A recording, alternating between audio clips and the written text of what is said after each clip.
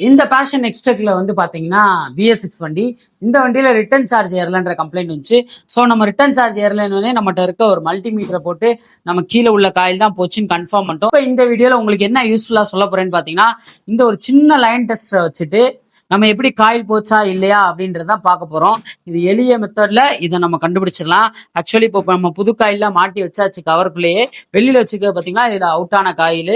இந்த line test வந்து பாத்தீங்கன்னா இப்படி டைரக்ட் பண்ணா இந்த லைட் எரியும். பாத்தீங்கன்னா தெரியுங்களா, டைரக்ட் பண்ணா லைட் எரியும்.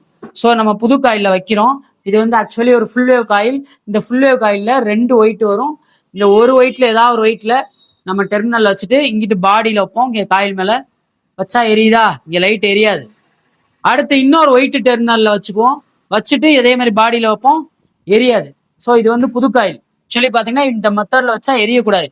இது போன காயில் இருக்கு, அவுட் ஆன காயில் இருக்கு, அதே 2 ஒயிட் வேர் இருக்கு. ஏதாவது ஒரு ஒயிட் லேயர்ல வச்சுக்குவோம். வச்சுட்டு இந்த பாடியில வைக்கிறேன் பாருங்க, லைட் எரியுதா.